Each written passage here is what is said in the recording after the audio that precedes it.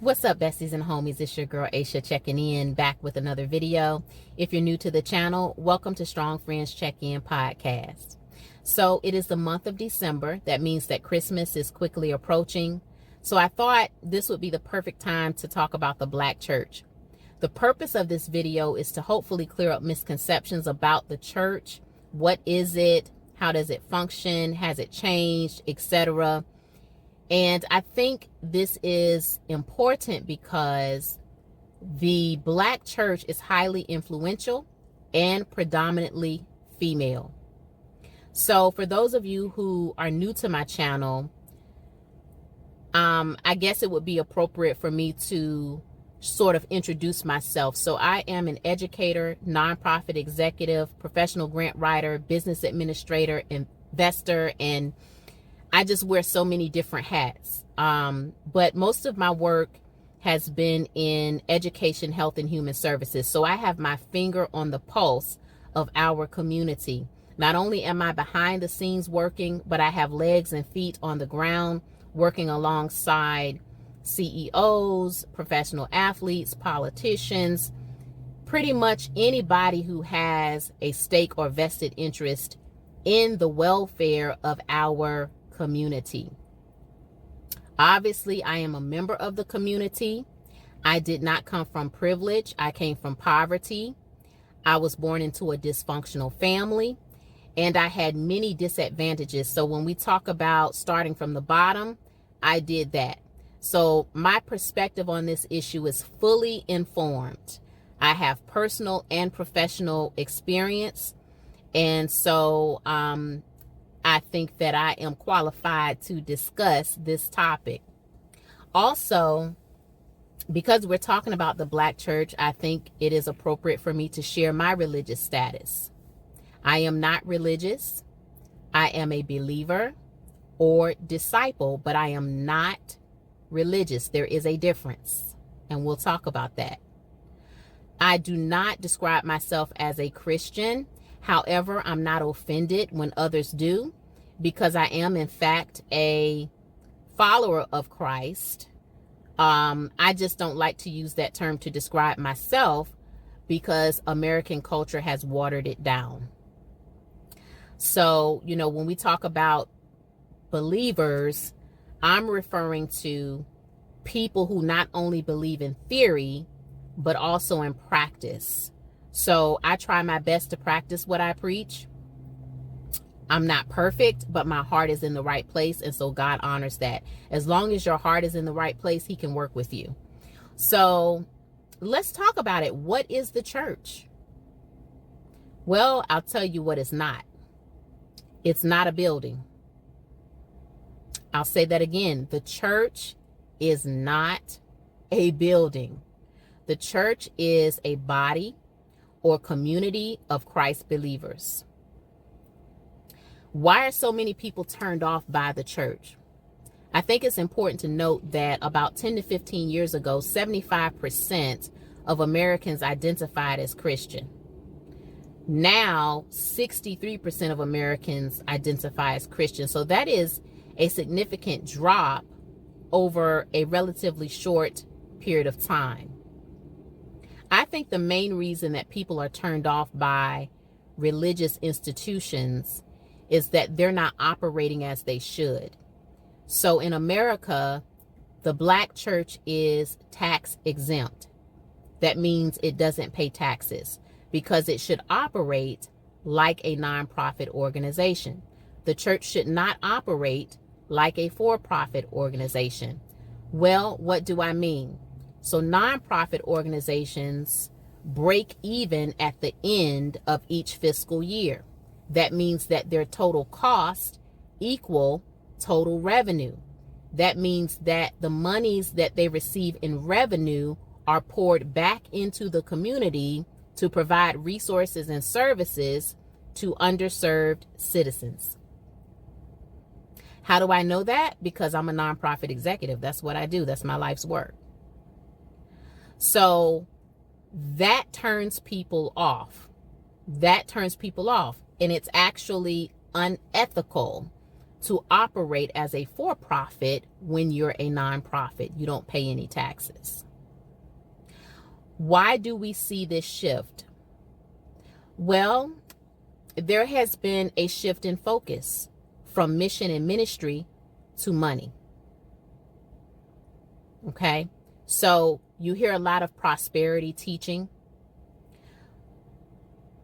Religious leaders promise their members that if they give a certain amount, that their donations will be multiplied tenfold, and somehow God will give that back to them.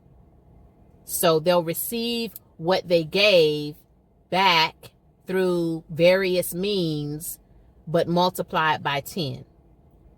That is a popular, I guess, pitch, for lack of better words, that a lot of religious leaders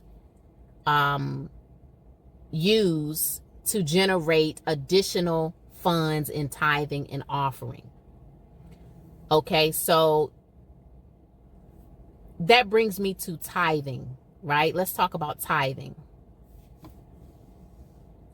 There is a misconception that tithing requires one to give 10% of their income to the local church or to their church.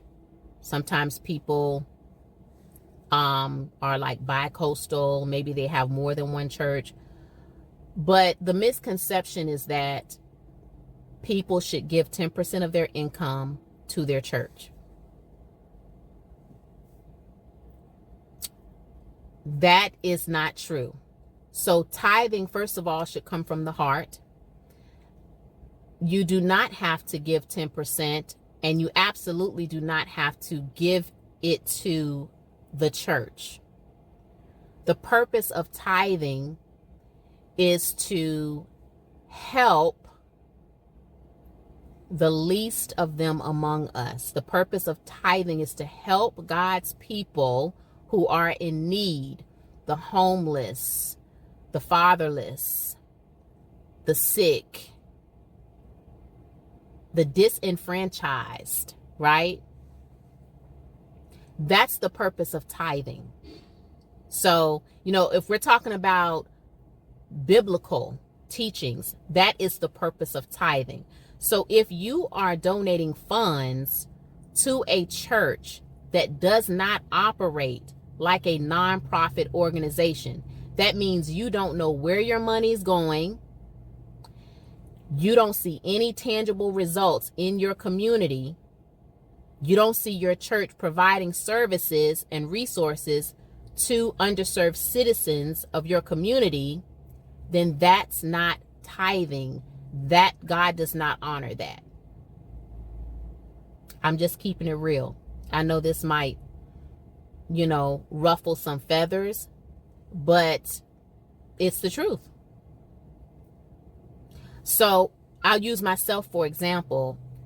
I tithe, first of all, what I can reasonably afford. And my tithe is donated to reputable nonprofit organizations that I know are doing the work. I know they're doing the work. I see them doing the work. I receive financial reports. I know where my money's going. So that is how I tithe. You can also tithe in time. If you don't have any money, just giving your time, God honors that. If you go and you feed the homeless, you volunteer. I've heard a lot of people say that they no longer give Christmas gifts, that instead they go to the shelters and they help. Your tithes and offering should benefit those in need. Now, obviously, if your pastor is full-time pastor, that's all your pastor's doing, and he or she is actually doing the work in the community, obviously the church would need to pay them a salary because that's their full-time job. You can see the results. You can see that, your pastor is actually legs and feet on the ground doing the work. That's different. But you should see some tangible results. Also, religion versus relationship. I think it's important to discuss that, because when we talk about mission versus money, it's pretty much the same. It's like, are we focused on relationship or religion? There is a difference. By religion, I mean that a lot of religious institutions are operating like businesses, political parties, and their goal is to attract a cult following. That's religion. That's religion. Ministry should focus on relationship, forming relationships with other members of the community, forming and fostering healthy relationships with other members of the community, and obviously helping to facilitate and foster relationship with God.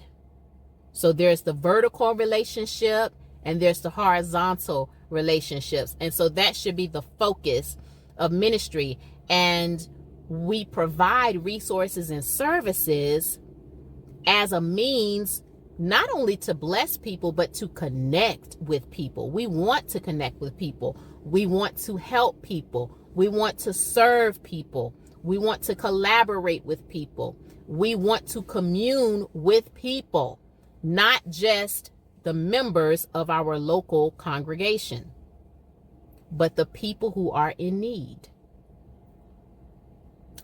And so all of these reasons explain why, people are turned off by religious institutions. According to the Pew Research Center, 59% of African Americans say that religion is extremely important. Again, listen to the wording: religion, not righteousness, not relationship, not community, not service, but religion. If you hear selective messaging, selective outrage, if you see people passing judgment selectively, meaning, some people are judged harshly while others are not, some sins are pointed out while others are not, you don't hear the truth, right? And you don't see caring correction. So when we talk about judgment, first of all, let's clarify that telling the truth is not judgment. Okay? Telling the truth is not passing judgment. However, crucifying and condemning someone is passing judgment, and that's an absolute no-no. Correction should be caring and careful. So I refer to it as caring or careful correction. You are in a highly religious environment when you don't see that, when you're not hearing the truth, when you're not seeing caring correction, but you're seeing condemnation, you're seeing unfair and biased judgment. All of those are signs of religiosity, because God is a fair and just God. So he stands for fairness and justice. So if you're in an environment where you see that perhaps somebody with a higher socioeconomic status receives preferential treatment or receives no correction at all, while someone who is maybe of a lower socioeconomic status is being crucified for a lesser sin, you're in a religious environment. That is not representative of Christianity in the true sense of the word. Now, a lot of people don't know this, but the Black church is a multi-billion-dollar enterprise led by self-proclaimed women and men of God who are producing little to no tangible results in our community. Multi-billion-dollar enterprise, just the Black church alone. So where is that money going? Because 77% of African American children are fatherless. We have the highest rates of domestic violence and intimate partner fatalities. We have the lowest marriage rate, the highest divorce rate. Most of our members are considered poor or impoverished.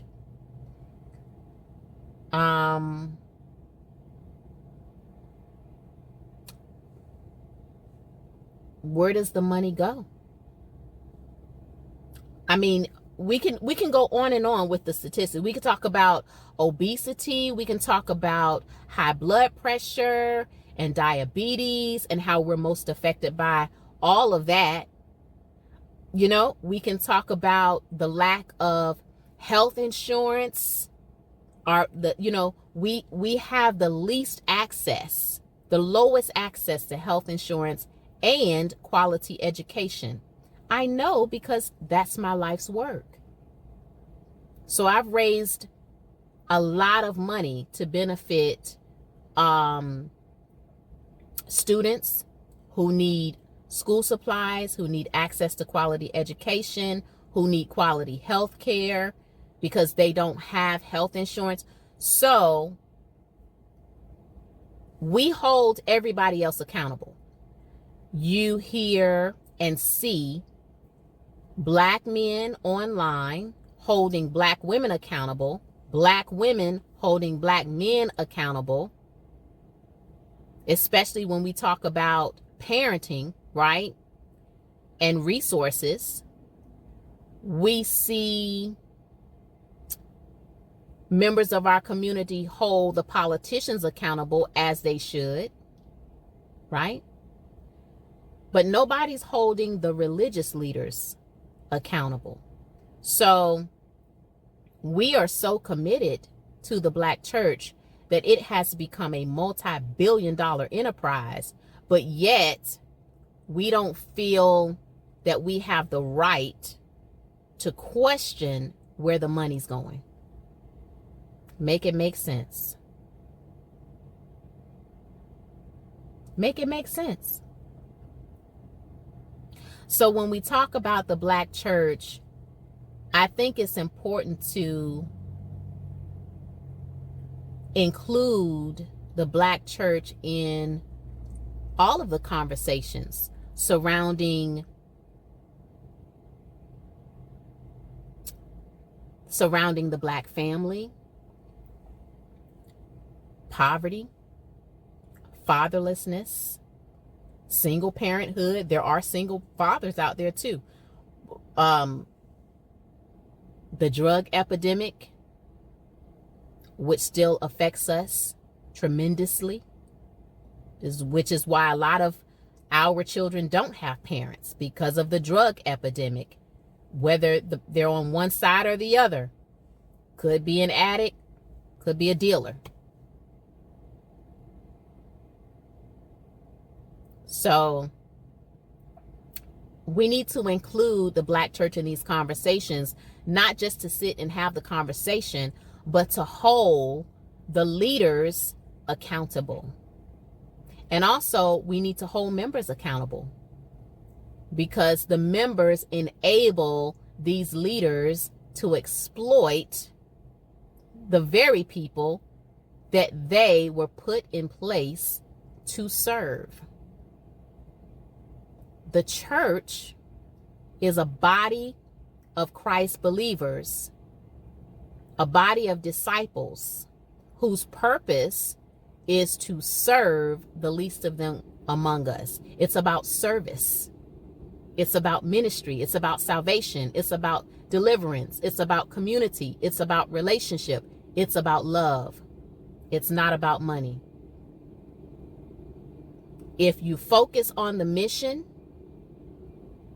the money will come, because people will donate to a worthy cause. I do. I donate all the time to worthy causes. People will donate. People will support a worthy cause.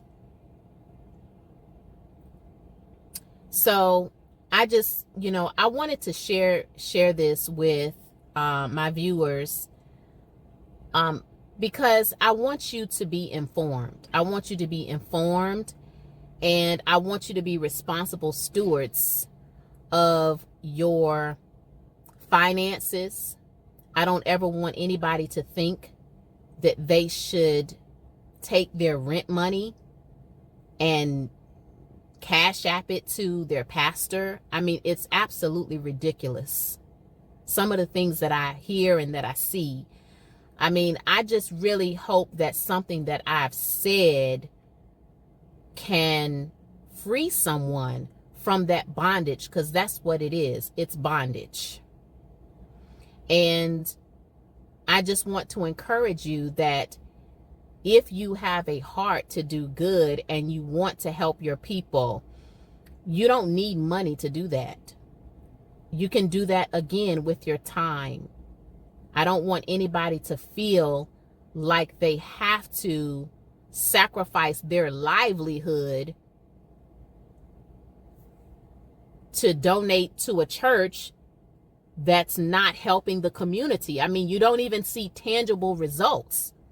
You don't see where your money's going, but you're making that level of sacrifice.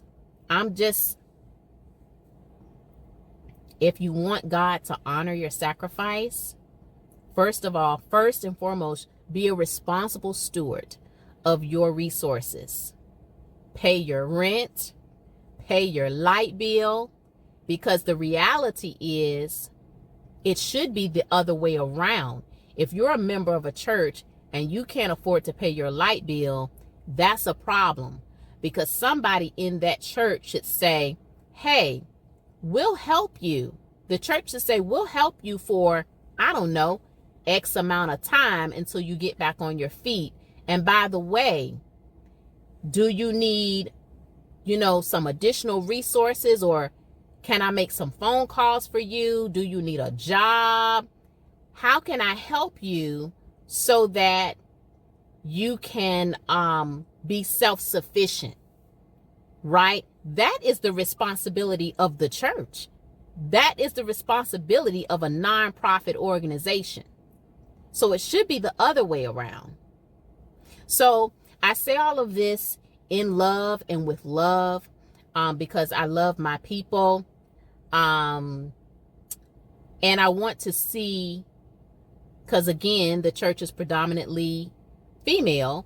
I want to see you thrive. I want to see you prosper, right? And I wish everybody the best. I mean, I hope that everybody has a wonderful holiday season, and just, remember the reason for the season. God is love. That's what it's all about. It's not about money. It's not about status. It's about love. God is love. So when you think of Christianity, I want you to know that in the true sense of the word, a true Christian, a believer, a disciple is someone who operates in love, pure love, unconditional love. And so that's my message on today. Know that you are worthy. Know that you are loved. Please like, subscribe, and share. Until next time, it's your girl, Aisha, signing off.